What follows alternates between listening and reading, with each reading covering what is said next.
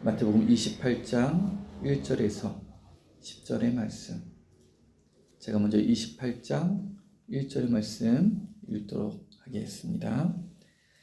안식일이 다 지나고 안식 후 첫날이 되려는 새벽에 막달라 마리아와 다른 마리아가 무덤을 보려고 갔더니 큰 지진이 나며 주의 천사가 하늘로부터 내려와 돌을 굴려내고 그 위에 앉았는데 그 형상이 번개 같고 그 옷은 눈같이 희거늘 지키던 자들이 그를 무서워하여 떨며 죽은 사람과 같이 되었더라. 천사가 여자들에게 말하여 이르되 너희는 무서워하지 말라. 십자가에 못 박히신 예수를 너희가 찾는 줄을 내가 아노라. 그가 여기 계시지 않고 그가 말씀하시던 대로 살아나셨느니라. 와서 그가 누우셨던 곳을 보라. 또 빨리 가서 그의 제자들에게 이르되 그가 죽은 자 가운데서 살아나셨고 너희보다 먼저 갈릴리로 가시나니 거기서 너희가 배우리라 하라. 보라 내가 너희에게 일렀느니라 하거늘 그 여자들이 무서움과 큰 기쁨으로 빨리 무덤을 떠나 제자들에게 대하려고 다름질 할세. 예수께서 그들을 만나 이르시되 평안하냐 하시거늘 여자들이 나아가 그 발을 붙잡고 경배하니 이에 예수께서 이르시되 무서워하지 말라. 가서 내 형제들에게 갈릴리로 가라 하라. 거기서 나를 보리라 하시니라. 아멘. 오늘의 본문의 말씀은 간략하게 한 문장으로 말씀드리면 예수님께서 부활하셨다라는 말씀입니다. 예수님께서 십자가에 달리시고 부활하셨다는 이 이야기가 우리에게 어떻게 느껴지는지 이 시간 우리가 한번 돌아보면 좋을 것 같습니다. 세상의 사람들 중에는 이 이야기가 그저 흥미로운 이야기로 다가오는 사람도 있을 것입니다. 어떠한 사람들은 이것이 사실일까? 아닐까? 라고 생각하는 사람도 있을 것이라 생각합니다. 그리고 어떠한 사람들은 예수님의 이 부활을 부정하는 사람들도 있습니다. 여러 가지 예수의 부활에 대해서 생각들과 어떠한 마음들을 가지고 있게 되는데 우리에게 예수 그리스도의 부활은 어떻게 다가오는지 이 시간 함께 돌아보면 좋을 것 같습니다. 만약에 예수 그리스도의 부활이 아니라 예를 들어 알렉산더가 그 대왕이 헬라 대왕이 죽었다 다시 살아났다면 그것은 우리에게 어떠한 의미가 있을까요? 아마 별 의미는 없을 것이라 생각합니다. 세상의 역사에서는 아마 큰 의미가 있을 수도 있을 것이라 생각합니다. 알렉산더 대왕이 죽지 않고 막 인도까지 그때 다 정복해 나가고 막 중국까지 더 정복해 나갔을 수도 있었겠죠. 만약에 진시황이 죽지 않고 살아났다면 그것은 또한 어떤 의미가 될까요? 아마 중국의 그 강대함이 더 오래 가지 않았을까 생각되어지게 됩니다. 근데 그것이 나에게는 특별한 의미로 다가오는 것은 없을 것 같습니다. 그렇다면 우리의 가족이 죽고 살아났다면 그것은 어떠한 의미로 다가오게 될 것인가? 누군가에겐 큰 기쁨이 될 수도 있을 것이고 누군가에겐 두려움이 될 수도 있을 것이고 아마 여러 가지 그 사람의 가정의 환경에 따라 다르게 될 것이라 생각합니다. 가까울수록 그 의미가 다르게 다가오게 되는 것이죠. 예수님의 부활은 우리에게 어떠한 의미로 지금 다가오고 있는지 이 시간 우리의 마음을, 우리의 생각을 돌아보면 좋을 것 같습니다. 예수의 부활이 우리에게 지금 평안으로 다가오는가? 아니면 감사함으로 다가오는가? 그렇지 않고 그냥 무미건조한가? 그럴 수도 있고 아닐 수도 있는 것인가? 오늘의 말씀 보면 우리가 읽지는 못하였지만 우선 예수님을 따랐던 마리아와 그 여인들에게 예수의 부활은 큰 기쁨으로 다가왔습니다. 근데 한편 11절서부터 15절까지 대제사장들 그리고 장로들 이게 예수의 부활은 결코 기쁜 소식이 되지 못하였습니다. 또한 17절, 28장 17절을 보면은 예수를 배웠고 경배하나 아직도 의심하는 사람들이 있더라 라고 기록하게 됩니다. 예수의 부활이 모두에게 다 기쁨이 되어진 것이 아닙니다. 모두에게 평안이 되어진 것이 아닙니다. 모두에게 감사함이 된 것이 아닙니다. 이것 또한 다릅니다. 예수님께서 이 땅에 오셨을 때에 또한 누군가에게는 그것이 큰 혼란으로 다가왔고 누군가에게는 그것이 기쁨으로 다가온 것과 같이 서로 다른 것과 같이 예수의 부활에 대해서도 다르게 되는 것이죠. 오늘날 어떠한 사람들에게도 이 이야기는 불편한 이야기가 되기도 합니다. 그렇다면은 예수의 부활의 소식을 듣고 기뻐한 사람들은 누구가 될 것인가? 오늘 복음서의 내용들을 보게 되면은 예수님의 기쁨을 가장 크게 기뻐했던 자들은 예수를 통해 은혜를 받은 자들이라 생각되어지게 됩니다. 예수를 통해 고침을 받고 예수 그리스도를 통해 회복되어지고 예수 그리스도를 통해 기쁨을 얻게 되고 평안을 얻게 된 사람들, 가난했던 자들, 부족한 자들, 이 세상에 선한 것을 찾아다녔던 사람들, 그 사람들에게 예수는 기쁨이 되어졌고 부활은 기쁨이 되어졌고 예수의 부활은 평안이 되어졌습니다. 오늘날 우리의 마음 가운데에 예수의 부활로 말미암은 기쁨이 있는가? 아니면은 예수의 부활보다도 성경의 말씀 가운데에 하나님께서 크게 역사하신 일들이 나에게 기쁨이 되는가? 우리에게 무엇보다도 큰 기쁨은 예수 그리스도의 부활이 큰 기쁨이 되어지기를 주 예수 그리스도 이름으로 간절히 축원드립니다. 그랬을 때에 우리가 참된 마음 가운데 평안함과 담대함을 얻게 될 것이라 생각합니다. 이 세상이 주는 고통과 괴로움, 혼란과 어려움 가운데서도 예수의 부활은 우리의 소망이 되어지고 예수의 부활은 우리의 능력이 되어져서 그 모든 환경을 능히 이기는 능력이 되어지는 것입니다. 믿음의 사람들 또한 이 세상에서 죽음으로 인한 이별의 슬픔을 맞이하곤 합니다. 한편 그 죽음이 병으로 인하여서 혹은 사고로 인한 죽음이라면 때로는 그 죽음으로 인한 슬픔과 함께 낙심과 원망의 마음이 들기도 합니다. 왜 하나님께서는 이렇게 하신 것일까? 다른 방법은 과연 없으셨을까? 이러한 생각들이 드는 것이죠.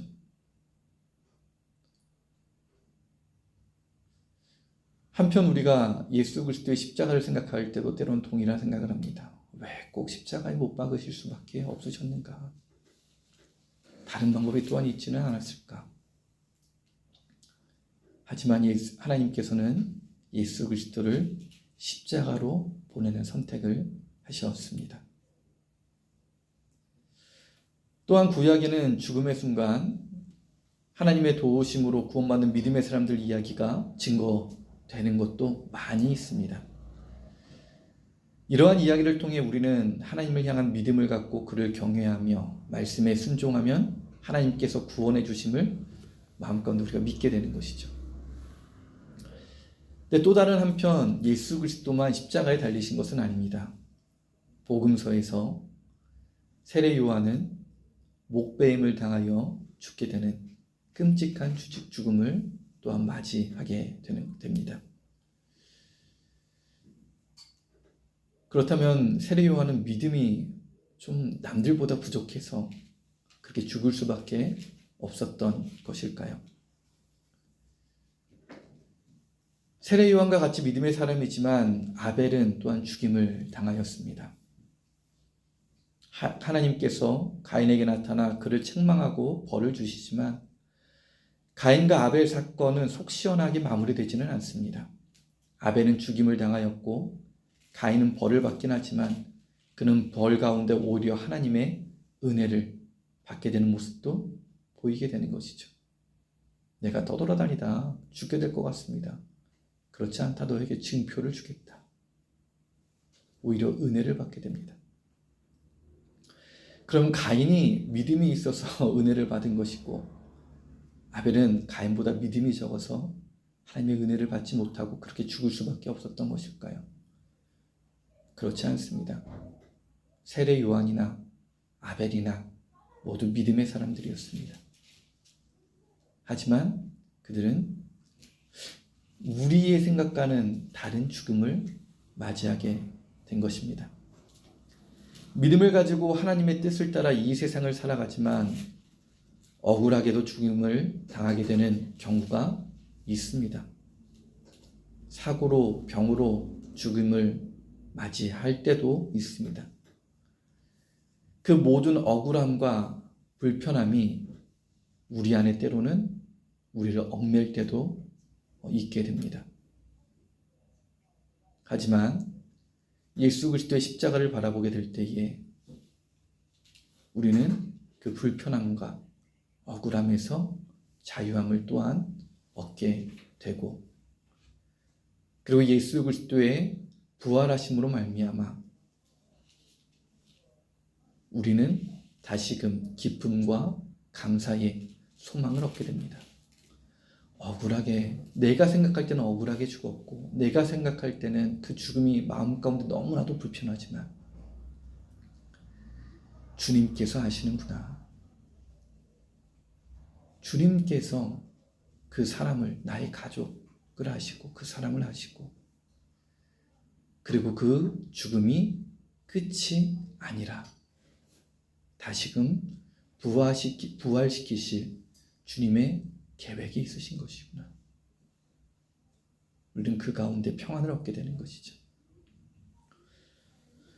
오늘 마리아와 그 여인들에게 예수님께서 부활하신 후 찾아오십니다. 그리고 이렇게 말씀하시죠.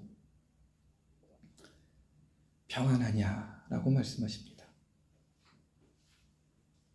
이제 부활하신 예수님은 우리를 찾아와 동일하게 말씀하신다 생각되어지게 됩니다. 평안하냐?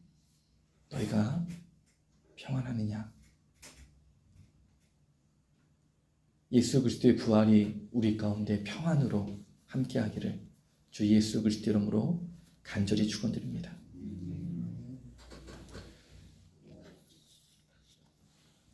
또한 이 부활은 우리에게 하나님의 자녀로서 이제 우리가 힘있게 살아가야 함을 또한 증거해 줍니다.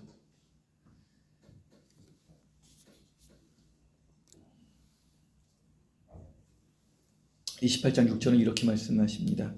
그가 여기 계시지 않고 그가 말씀하시던 대로 살아나셨느니라. 와서 그가 누우셨던 것을 보라. 그가 말씀하시던 대로 살아나셨다라는 것입니다. 예수님께서는 이 세상에 와서 참 많은 말씀을 하신 것 같습니다. 그 중에서도 복음서는 축약하여서 우리에게 정말 중요한 것만을 전하여 주고 있게 되는 것이죠. 그 말씀 중에는 하나님의 나라에 대해서 말씀하시고 더 중요한 것이 있습니다. 너희가 이제 하나님의 자녀이다 라는 말씀이 되어지게 됩니다. 너희가 하나님의 자녀이다.